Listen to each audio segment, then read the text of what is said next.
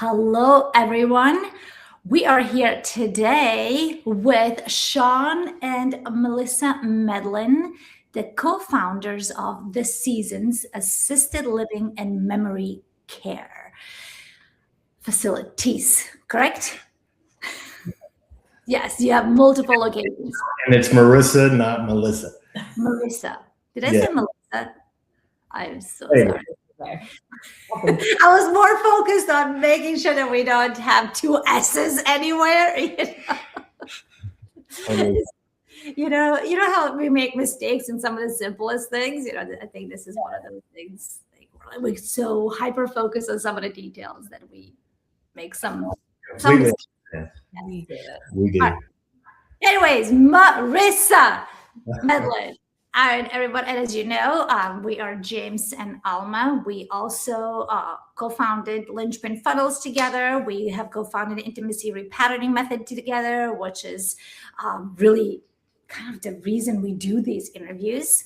We want to showcase what couples who go all in on everything in life, marriage, kids, blended families, if there's such thing, businesses, everything in life, when they go all in on all of it, and what the struggles that they go through and that they get through, and they come here on these episodes and they share how they have survived and thrived through those things. So welcome, guys. Thank you for having us. We're excited. All right. I have a tendency to just kind of go on and on and on and on and on, talk until something lands. So that's why I have my Mr. High Conscientious to clean things up for me. Same. Right. So for you guys, it's the opposite, right? So James, you're going to throw elbows on her, and she's going to throw elbows on me. So perfect. Wrap it up. Perfect. Yeah. So we've known Shawn. So I think 3 years now, right? I think it's been in the third year for sure. I think we're headed into the third year since I met you guys. Okay, we're headed into the third year. Yeah. All right, so we have heard of Marisa for all these 3 years, but we've never actually had an opportunity to meet you and to actually talk to you. So I'm really, really excited about that. Same. Yes. So I want to know, because when we do talk to Shawn, we have a tendency to strictly focus on business. So now I really want to introduce your personal life here. And I'm curious, for you guys, before you got where you are today, you have had some serious challenges. And I'm curious, did the seasons exist before or after? What came first, marriage or business? Marriage definitely came first. Yeah, we married in 2014, and we were probably several years into being married before we started our own company. Okay. Yeah. So you got married, then several years later you started your own company. What led to starting your own company? I mean, you got married, you were married for a few years, and then you're like, hey, you know what? This is working. Let's just throw in a whole company, right? Yeah, great question. It was actually something that happened prior to our wedding that kind of laid the foundation and lit a fire. 30 days prior to our wedding, Marisa and I met in corporate America. She and I both worked at a tech firm. The way we met, very stereotypical.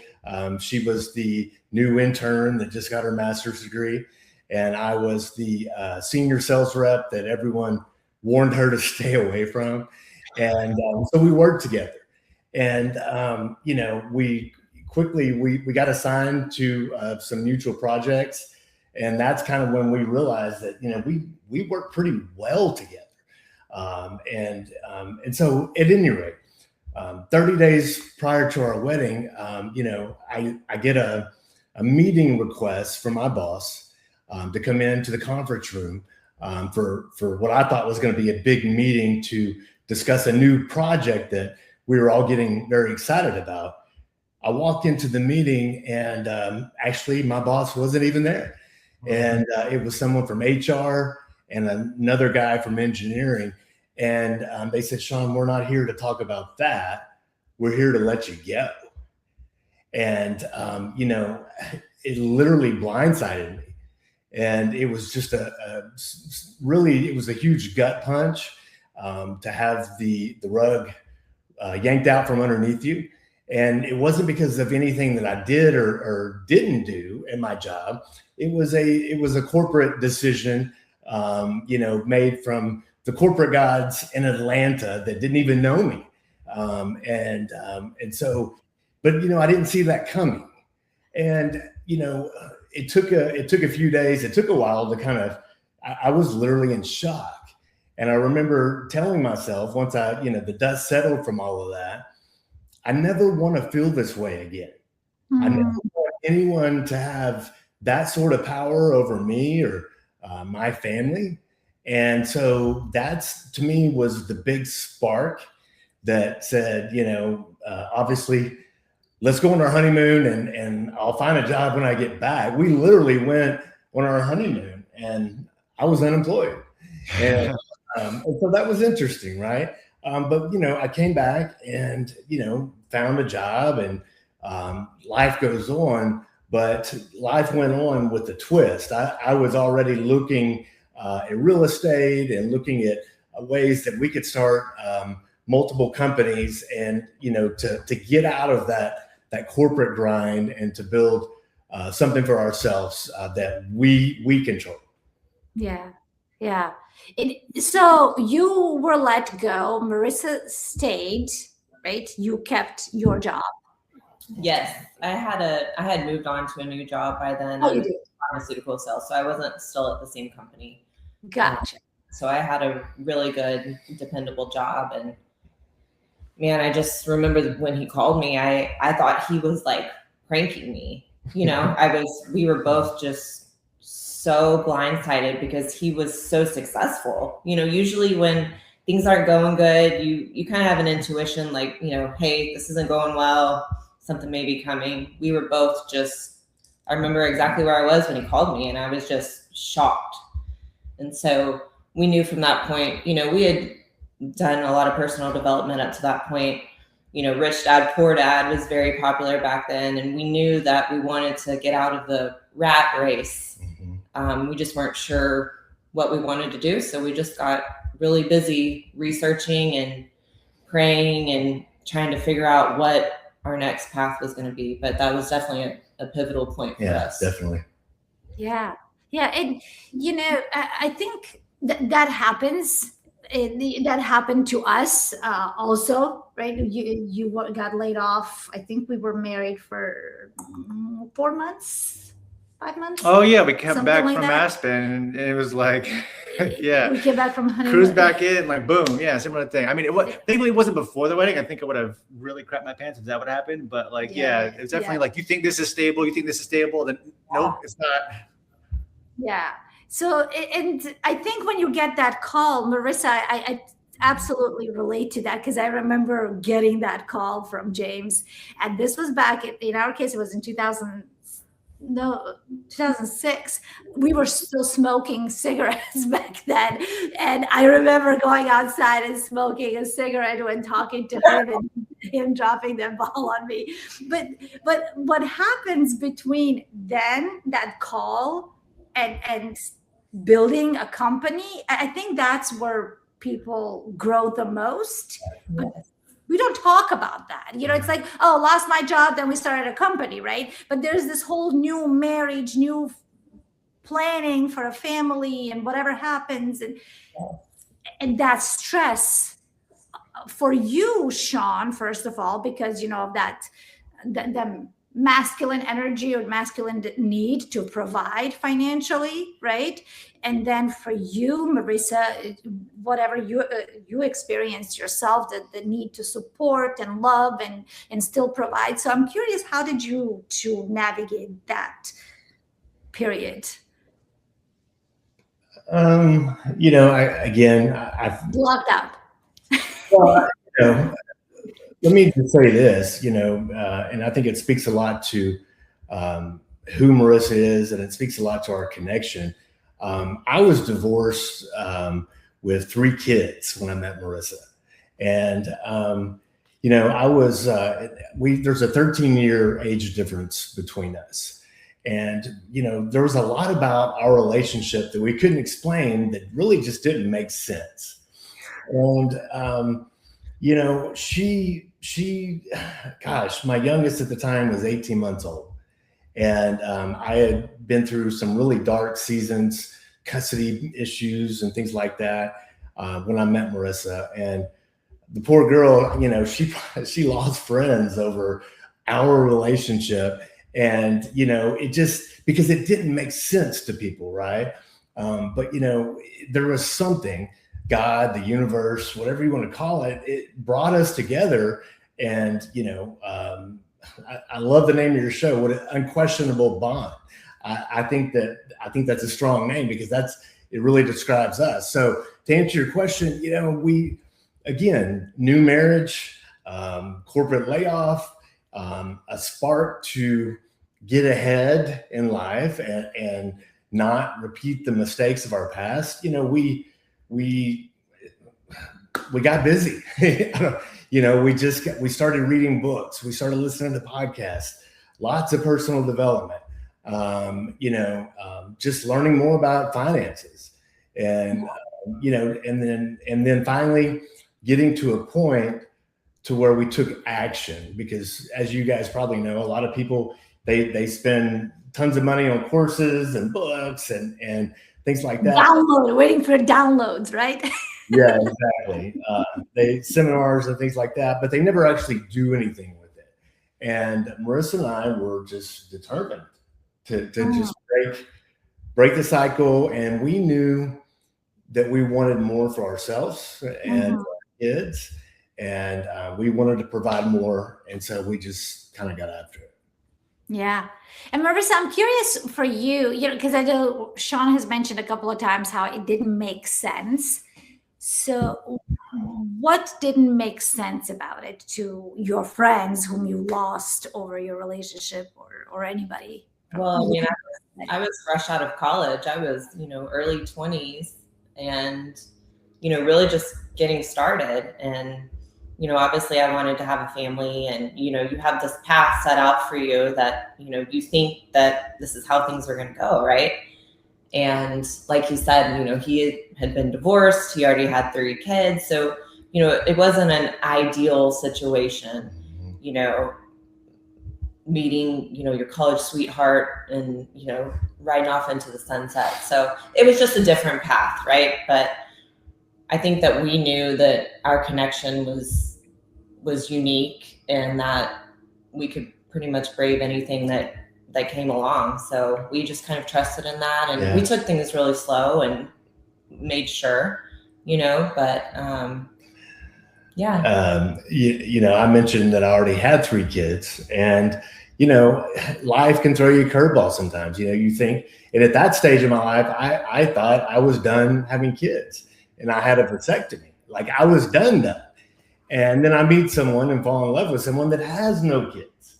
And obviously that was a deal breaker for her. And, in fact, it was, I hate to use the word requirement, but it was something that we discussed heavily. And she insisted, and I agreed, to reverse my vasectomy prior to her walking down the aisle.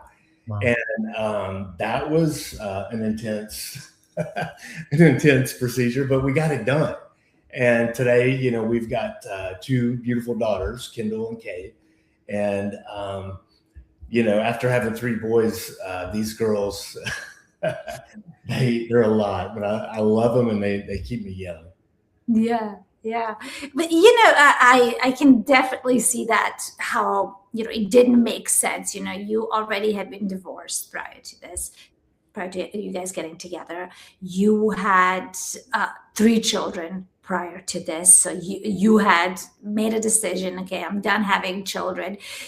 Marisa is saying, hey, I'm not going to get married until after this happens because I haven't even started having children, right? So all of these things that for many people would be a reason to walk away, right? Right. So, okay, well, you're done. Okay, cool. I'm gonna go find somebody who, I'm young. I'm in my early 20s. I'm gonna go find Plenty of somebody fish who, in the sea. yeah.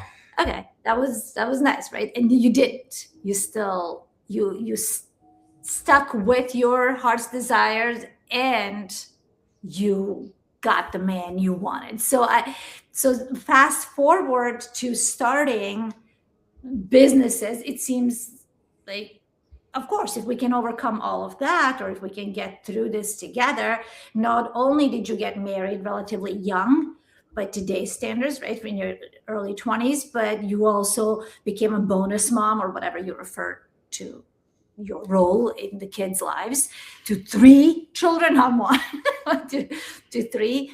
So starting a business together just doesn't seem like such a big deal for people like you, right? Yeah. I mean, I guess we've always kind of considered ourselves to be fairly driven. We always say that you're either driven or you're drifting, right? And so I think some of that is our personality. Marisa is very task oriented, very to-do list. I call her the compass. She's kind of the north wind for me when I start kind of going south. I'm the big idea guy, the visionary. And the way our brains work, and the way, she has a really good way of helping me kind of, focus and get some things done. And we break things into small chunks, and we can execute on things. And a lot of that has to do with our communication, which we'll certainly dive into if you want to. Yeah, I'm curious now with communication, because I can definitely see us for us, it's the opposite. I'm like, how cool would it be if we just blah, blah, blah, right? Whatever it is. And when James says, well, wait a minute, didn't we decide on this? I would take offense to that. Like, you don't value my ideas, because I'm ready to go to the next one. And when he starts to explain or steer us in the boring direction, I'm like, oh my goodness, who wants to do this? So communication is huge. Oh, go ahead. No, yeah. I mean, I feel like that's a big part of why we work so well together, because, I'm more risk averse. I want to see it all on the paper, pencil out. I want to know everything's going to work out and everything's going to be okay. And he's the opposite of that. He, like you were saying, just big ideas and, off of emotions, and like, let's climb this huge mountain. And so I feel like having one of each of those in a relationship is a blessing, truly, because I tell him all the time, like, we wouldn't have a business probably if it weren't for him, because it was a big risk, and it was unknown, and that's not my personality type. So it's nice to have both sides. Yeah, absolutely. So, Shawn, how did you persuade somebody who's so risk adverse to go into business with you? I teed it up in a big PowerPoint presentation for Marisa. No, I'm joking. But essentially, I did tee it up. She and I together jointly, we were researching a lot of different things. We own and operate our own senior living company. We do assisted living, we do a memory care, and we have multiple locations. And, she and I, again, everything that we do together. Our word that has always been a constant throughout our marriage is the word aligned. That word is something that means something to Marisa and I, because we don't, what it means to be aligned is, I don't go and make a big decision without her knowing all the details, and we move the ball down the field together. I see couples sometimes where the husband is all excited about doing this thing, right? And he's off on this one path, and his spouse doesn't really know, or just knows a little bit, but isn't really on board. And they're in different lanes. And, to me, that's almost like rowing against one another. So we early in our marriage, somehow we just came up with the word aligned, and we use it all the time. Like, honey, we need to get aligned on this before we can make that decision. We've got to have a meeting. We've got to talk. We need to get on the same page. We need to get aligned. But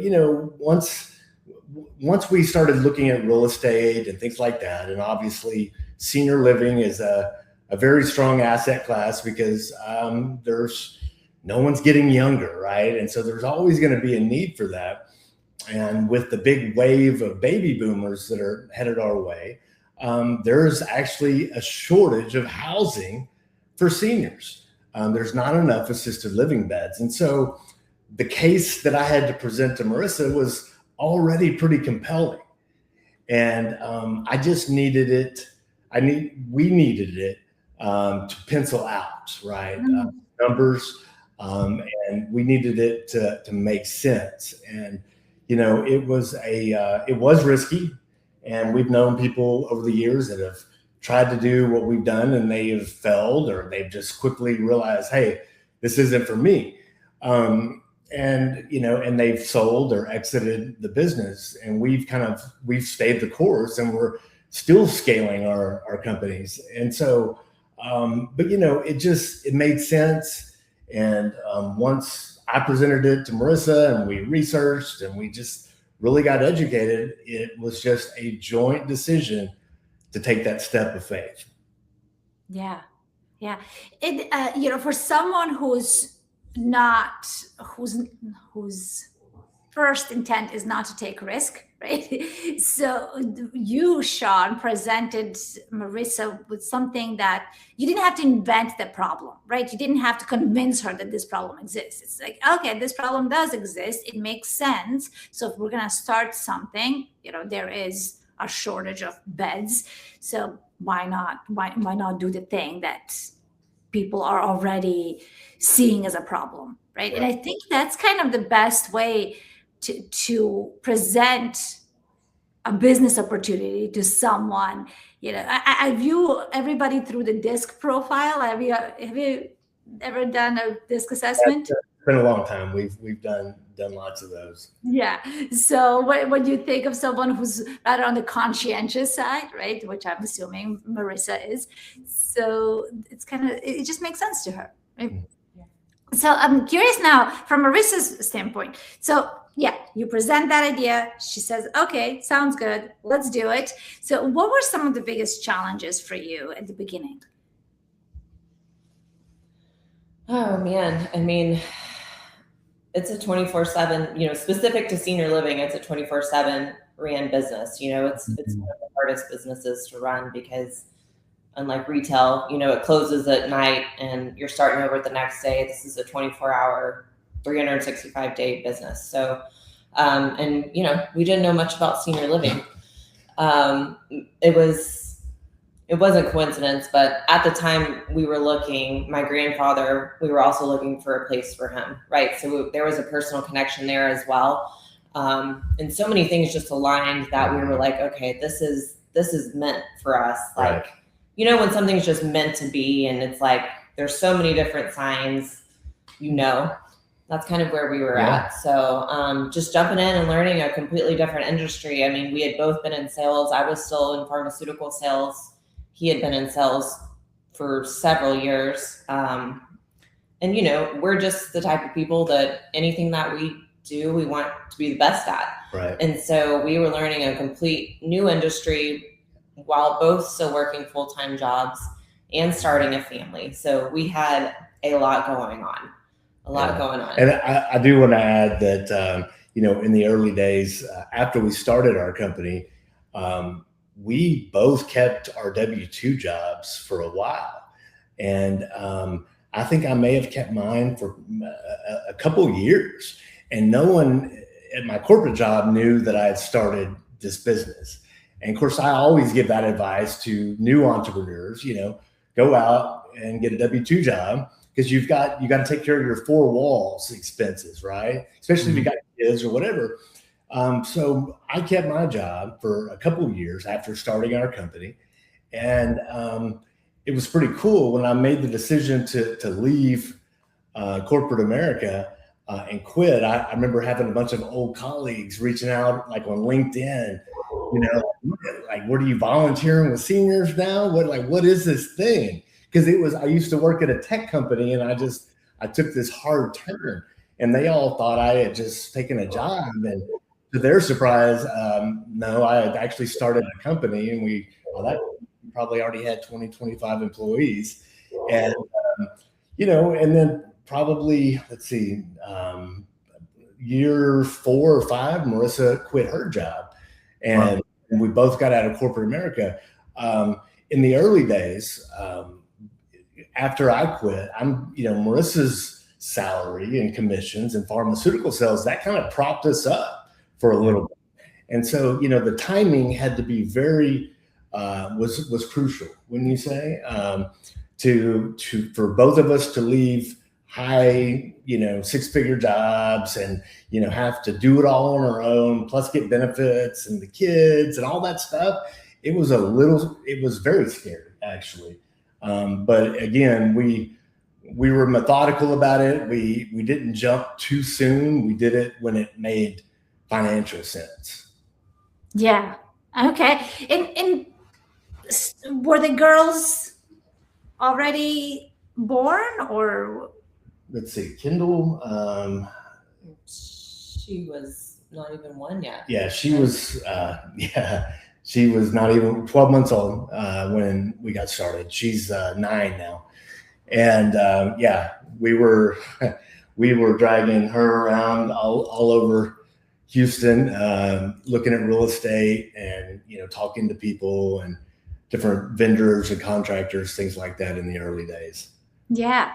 So you guys made the right financial decision, right? You didn't just have this idea and said, okay, let's jump all in. And for some people, it does work. You know, let's just go all in. For us, we're going all in, done, right? So for some couples, it works. Our way works. Eventually, I didn't want to. I think we should say a little bit of how we got started too, because Alma was working for Tony Robbins for a while. She started off going on her own. And then I was working corporate jobs and as a software developer, and she kept wanting to like jump and like, you know, do her own thing and be her own boss. And, you know, I was terrified of that. I want to know part of it because I felt like I can do this. I don't know if I can do that. So it really took for us to actually just leave the entire state of Florida, come up to North Carolina, change everything. It's like, okay, well, if we're changing everything, might as well change everything. And then we jumped into business. I was already like diving in with both feet kind of mindset at that point. So I was like, okay, fuck it, we'll do this too. Yeah. Of course, it started working eventually. At the beginning, it just was not working so well. I mean, the fighting, we would spend days fighting. Not working, not making money, just projecting our crap on each other. Yeah. Fight over money while not making any money. Yes. So it was, so for us, our beginning was very financially strained, right? And for you guys, you made the right decision financially, right? And you were very methodical, like you said, Shawn.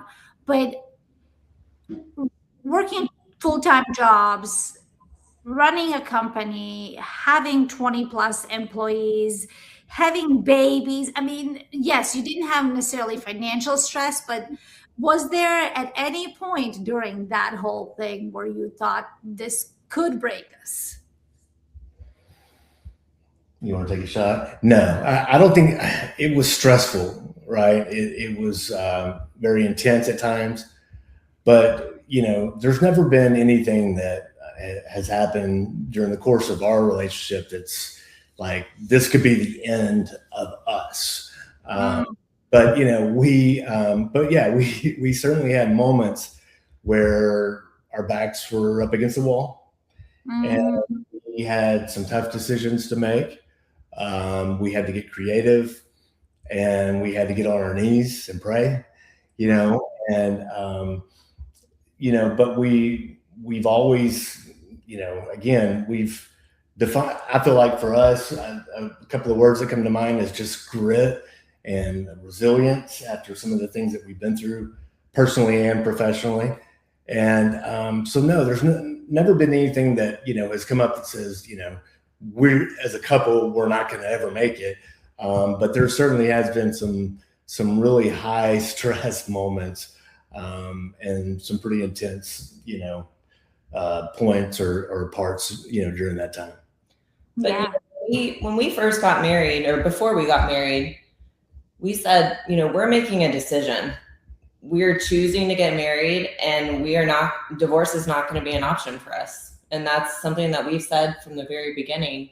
And, we committed to not making an emotional decision or letting anything drive a wedge between us that would ever put us in that position. And so just learning from some of our past experiences, that was a commitment we made to each other and said, hey, we're getting married, we're starting a family, we're starting a business, and we're making the choice to choose each other and for life. Whether we like each other in the moment or not. Don't need to like each other. Yeah. But, again, one thing that, talking about communication, one thing that has been, I think, one of the keys to our success, both personally and professionally, is communication. We are transparent always in all ways. It doesn't matter what the topic is. It doesn't matter, what the struggle is or whatever. We don't hold anything back. And, there have been times where I'm like, babe, I need to talk to you. I need FaceTime with you. Sometimes I'll schedule FaceTime with Marisa because our lives are balls crazy sometimes, and with kids and all that. But transparency has just been probably one of the biggest things that has it's just something we committed to early on. I think that after me, having been previously married, and then, I remember the very first business that I ever started or tried to start in my early 20s was such an epic failure that I filed bankruptcy in my early 20s. And, at that time I'm like, oh God, like this entrepreneurship thing is clearly not for me. I don't know what I'm doing, and I have a lot to learn. And, obviously I'm glad that I took another swing at it later in life. But, we've had a lot of opportunity to know what we don't want in our life, and we've observed other people, other couples, other businesses. And so we've had plenty of time to figure out what we don't want our life to look like. And then we've spent a lot of time being very intentional about, forging our path to have the kind of life that we want, and we got after it. Yeah. It's so beautiful listening to you, Shawn, because often, I talk for a living, and I often hear people tell me things like, this isn't for me. It's not for me. I tried it, didn't work out. Clearly, I'm not cut out for it. My personality, my parents, my history, my whatever, right? Everybody has their reasons. Attachment style. Exactly. All of these, we just carry these things on our backs, justifying why we can't have certain things. And then in your case, you meet the right girl, right? And yes, risk adverse, right? But that keeps you in, I'll say, aligned, right? That keeps you, it doesn't keep you in a box. It doesn't put you in a box, but it gives you a railing, right? You can't really just constantly pew out of this. It's right. It's like, we make a decision, we stick with it. And Marisa, I just met you, but she doesn't necessarily expect you to fix all of it, right? You fix everything together. You align and take care of everything together, which is, I believe, in any business, regardless of whether you're in senior care or I don't care about you building apps or starting a nursery, whatever that is. If you are with the right person, truly anything is possible. Yeah. when we talk about when we talk to our couples that we have an opportunity to interview, one common theme seems to play kind of center role here is that divorce is not an option. Yeah. Right? Every single couple we've talked to, it's just divorce is not an option. It's not a we'll see, let's see how this works out. It's just, we're gonna achieve our goals and we're gonna do it through grit, because divorce is not an option. Yeah. It's a requirement, like the whole thing with business is you have to just like not stop. No matter what, you have to not stop. And the same is true with marriage. Because it's like, if something isn't working, then you're not in alignment with God. You don't just take what's not working and be like, okay, I'm going to take what's not working and be over here. It's not going to work over there either. It's the same thing in business. Like you're out of alignment. The market is not responding because you're not saying the right things, right? Your spouse isn't responding because you're not saying the right things. You don't have the right values. You're not aligned in a certain way. So it's like you have to stay at it. Look, how am I the problem here? Change that, come back together, and then you advance to the next level. Yeah. And you, we know a little bit about you, Shawn, but I know that you were not taught these. This has been kind of the what's that term? School of hard knocks. Yeah. Guy. So this has been self-education, right? Yeah, self-education is a real thing. I think I may have done a year at a junior college, year and a half, and said, "Yeah, this isn't for me." But everything, just about anything that you want to know or learn in the world, it's available. It's on YouTube. It's in a book. It's in a podcast. And so, that's where I learned a lot. Is I just got really committed to personal development. And that's where I gained, and obviously just life experience and taking some risk along the way. Yeah, absolutely. So now, how old are you girls? They're 9 and 6. 9 and 6. Okay. And this is pretty much the life that they've known, right? Yeah. Same for entrepreneur. Yeah. The son he mentioned when we first met that was, almost 2 is now 16. So got him. Yeah. So 3 of them, and but they've, maybe the girls not so much, but our sons, they've seen the changes, right? And they've seen the first house that we bought when we lived in College Station. It was a blessing to have it, but over the years the next one was a little bigger, and the next one, and but they've seen us, I would like to think, move the needle, right? And it's not only financially. Money just creates an opportunity for freedom, right? And the way I define freedom is I can do whatever I want, whenever I want, with who I want to, without having to ask anyone for permission. Except Marissa. So that's how I define freedom, right? Financial. So money is just a tool. People say money doesn't buy happiness. I've been, I disagree, because I've been poor not poor, but broke, like broke, and I've been rich, and I'll choose rich, happy any day of the week. I've seen both sides of that coin. And so, but our kids, I think now, one of our challenges, it's not really a challenge, is just to keep them grounded and to help build their mindset, their grit, their resilience to overcome, lots of different obstacles that we all know are going to be headed their way. Yeah, absolutely. And again, there are many fascinating things about your story, but Marisa, specifically with you, becoming a bonus parent to 3 kids and going against all odds, going with marrying somebody that's important people in your life didn't necessarily approve of, right there you have this risk of, hey, should it not work out, you're going to have a whole bunch of people coming out of and saying, I told you so, right? And you being willing to take that on, and then obviously starting businesses, having children, having more children, growing together, maturing together. Of course, there's also big age gap, right? And standing in your own, owning the place that you're taking up, so that you're not just this 20-something-year-old girl, right? You have a voice, you have something to say, you matter, but your decisions matter. That's a lot for somebody to take on, right?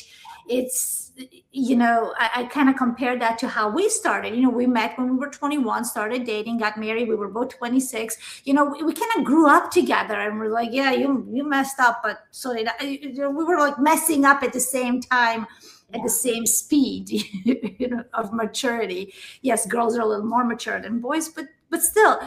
So you have had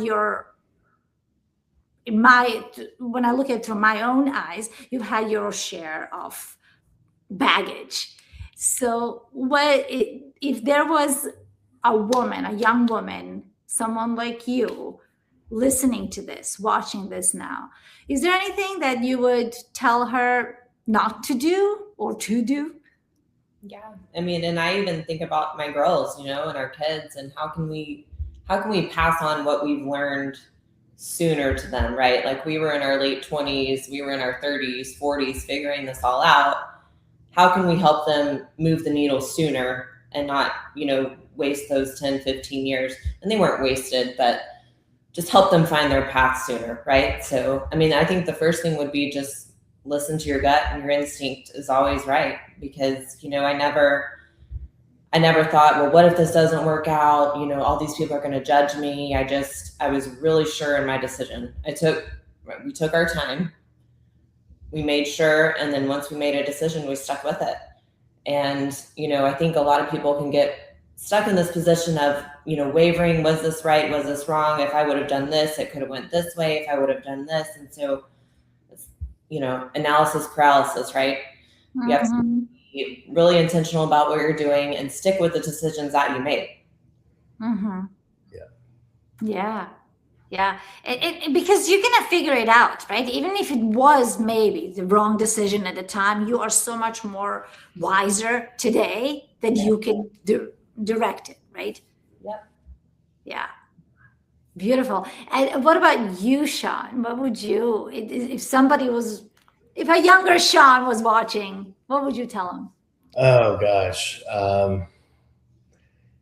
Just again, get educated, whether it's, in finance or relationships, and, business, whatever.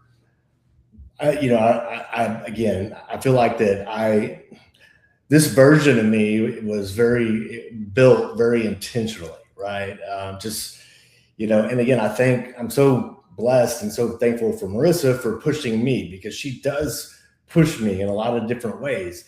She challenges me to be better. And so, the message even to my sons and, our kids is, don't stop trying to improve. A lot of people just get very comfortable, especially in marriage, where they just don't think, that they need to put in any additional work. And, they get comfortable, even with the way they look or the way they show up. Maybe they're not going to the gym or exercising or their diet. That stuff catches up with you eventually, right? But it really impacts the way you show up.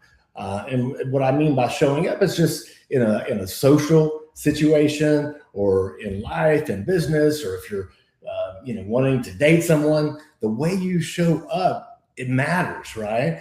And so, I think that my message for, the younger generations is just don't keep trying to evolve, right? And it's okay to reinvent yourself, because God knows I've reinvented myself many times throughout, my life, and just keep trying to get better. And, if you ever reach a point where you think you're the smartest guy in the room, it's probably time to get in a new room, right? And so get around people that are like-minded, that want more for themselves, because, we all know that who you spend your time with, they can either propel you, or it's like an anchor, right? So, if you imagine you're on a boat and, the boat is full of a lot of incredibly toxic people, it's like you've got this huge anchor that's keeping you from going forward. Whereas the opposite of that would be to be on this speedboat with lots of driven people, driven couples like yourself, and other like-minded people. It's like having this huge propeller on the back. And so, we've certainly have seen a lot of dynamics with friendships over the years and things like that. But we've just made a very conscious decision that we want to spend our time with people that are they're like-minded, not only in, business, finance, but family, faith. And that stuff's important to us. And that would probably be the message that I would have to the younger generation is don't stop trying to improve. Yeah. That's really key. I know for me, there's this sort of dichotomy between a fixed mindset and a growth mindset. And a lot of people kind of think that they're stuck with whatever they got. And I was one of them forever. I would take personality tests or find ways to sort of justify like where I was in that moment. I look at it now as like a snapshot. Like, here's where I am now, and think, oh, this is how I am. Like, that's my DNA. You can't change me. And it was a way for me to justify inaction. It's a way for me to justify like failure, or to like prevent failure from happening in advance. And I think that really embodying the notion that you are, like Alma likes to say, like, you're not a tree. You can move, you can change, you're malleable. Like your whole mindset is malleable. The thoughts that you think can change. If you're thinking crappy thoughts, that's changeable, right? It's not something that you're just stuck with. If you're not doing the behaviors that you need to be doing in order to get the body that you want in the business or whatever, like those are changeable things. It sucks. It's a really slow process in the beginning, and you're not going to see any results for a while, but stay freaking at it and it will change. Yeah. 100%. Yeah, absolutely. And I have one final question here. Not everybody's blessed enough to meet somebody that they're aligned with, right? And people do tend to grow at different pace, right? So if there's somebody who wants to stay married, but they're just not aligned with their person, right? It's like, man, divorce is not an option, but we're just not interested in the same things. I don't want a business, you do. I don't believe in God, you do. I don't do this. It's just, what would you guys tell that person? Because there are people like that. Yeah. You want to take a shot at this one? I mean, I feel like if you truly want to make it work, you can work through anything, right? It takes a lot of communication. It may take some counseling, professional counseling. It may take some concessions on both ends, but if your true end goal is we want to stay together, you can pretty much work through anything. If both partners are willing, if you can communicate, you may have to change some things about yourself. There may be some things that you've gotten comfortable doing that aren't really best for your relationship. And so I don't know. I just feel like I'm a really high communicator, and I feel like communicating can fix everything. Yeah. Quick story for you guys. Before Marisa and I got married, we had hit a few bumps in the road, and it was probably my fault, something I did. I was gun shy, right? I was hesitant. I mean, I've been through divorce. I got kids. This didn't make sense, right? And so I was just afraid of of repeating my mistakes. And she and I agreed to have a meeting, and we went and we rented this cabin out in the woods, no TV, very remote. And we each brought a list, like a printed list of things. Do you remember that? And it was, again, this was before, we were at, Marissa and I were at a fork in the road. We were out, and the meeting was, while we're in this cabin, we're gonna stay here as long as it takes. You're gonna go down your list, I'm gonna go down mine, and when the sun comes up tomorrow, we're either gonna walk out shoulder to shoulder, or we're gonna have agreed to go our separate ways. It was that serious of a meeting. This is before you got married. This is before we got married, yeah, and because when you're dating someone the first couple of years or whatever, it's fun, and we were doing fun things and trips. But when it got more serious, and of course I freaked out, and but she had some things that she wanted me to work on, and I had things that my list was way shorter, because obviously I came into the relationship with a lot of terms and conditions, right? A lot of fine print. But we worked through it. And to me, that kind of set the foundation for really our entire marriage. She and I we still do this. We'll go somewhere remotely once a year. And, we have what we call our State of the Union, which is just, we take one night and we shut off all our devices. We get the kids covered and we go and we talk about our goals and things that we want to accomplish, and then things that we maybe fell short on last year, and things that we want to improve on. And it's not a resolution or anything like that. It's just a very intentional meeting where we're just mapping out, on an easel or dry erase board or whatever, like each kid and, our finances and cash flow and all the things. But that communication that's how we roll. We just communicate like that, but it lays the framework for us each year to set some new targets and things like that. So communication has been so instrumental throughout our marriage and our relationship. And I think it's one of the things that has just been key to our success. What that makes me think, for you guys, I really believe that in general, when I look at some of the couples that we meet and spend time with, whether it's professionally or personally, the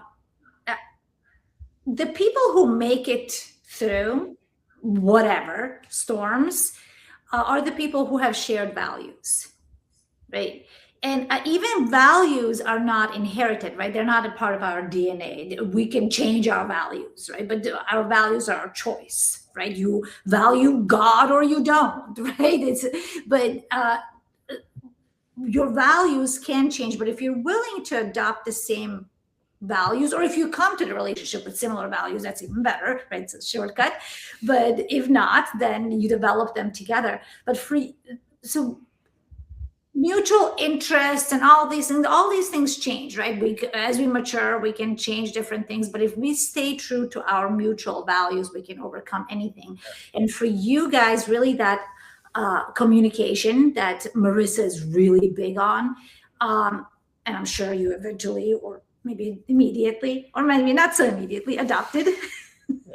And alignment is your word, right? So those are a couple of your top values that seem to be woven into this conversation. Yeah. And if you're a good communicator, if you're choosing to communicate with me, let's say your spouse, and if you're willing to stay in alignment with me, we can overcome anything, right? Yeah. That's it. So that's, to me, when we think about couples who may have different ideas or interests or different growth spurts, as long as their values are on point, they can overcome anything. Definitely. Yeah. I also think prioritizing each other's happiness. A lot of people get stuck in what makes me happy, what do I want to do? Well, when you're in a committed long-term relationship, you don't only have your own happiness to think about, you have your partner's as well, because if your partner's happy, you're happy. And so something else that we've done, we both each created our own list of things. I created a list of things that Shawn can do that fills my love tank, and he's done the same. And we shared that note with each other, and we reference that, weekly or whatever's needed to make sure that we're keeping each other's love tank filled, because I think that's a big part of a partnership and moving forward, is not only thinking about yourself, but thinking about your family and your partner. Yeah, it's huge. It all kind of comes back to communication. We have a shared family calendar.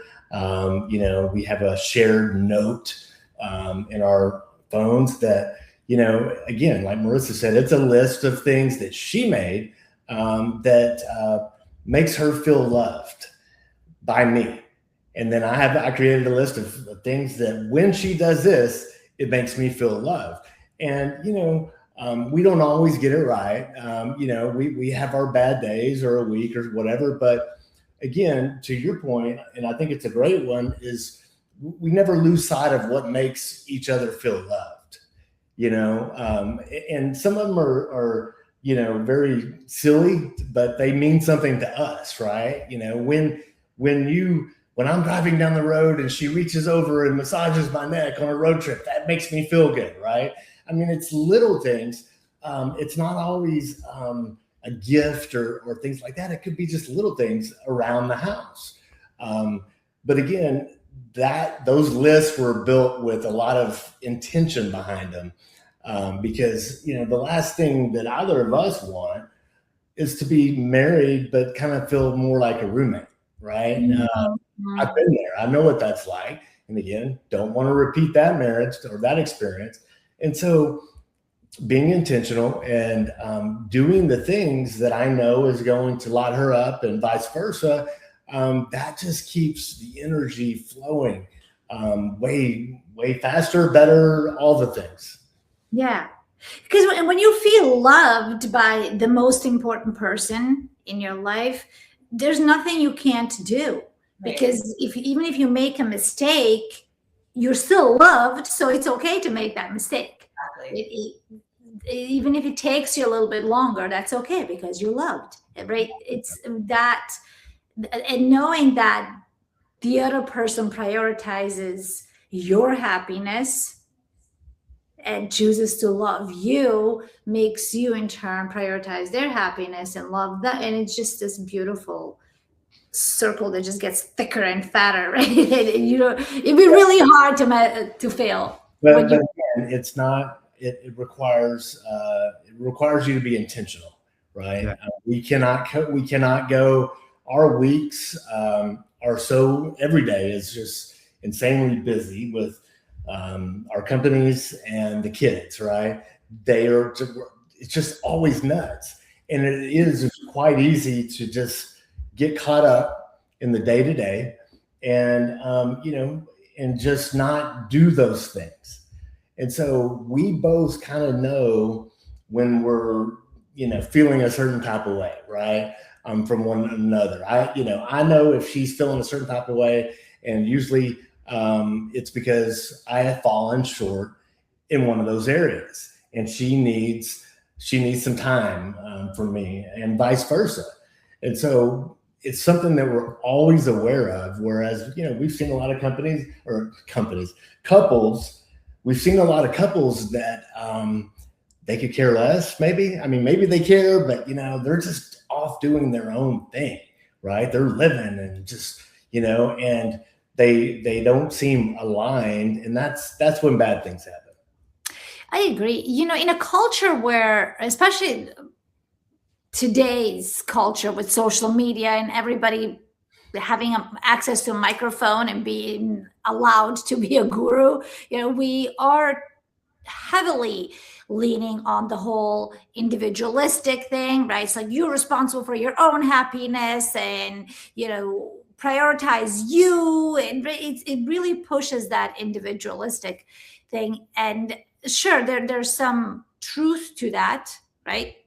However, when you're in a committed relationship, that then, if you're prioritizing your own happiness and prioritizing you, and I can't help you with that, you're responsible for your own feelings, that just tells your partner, your spouse, you're on your own. Stay over there, right? Get over it. I'm going to do it.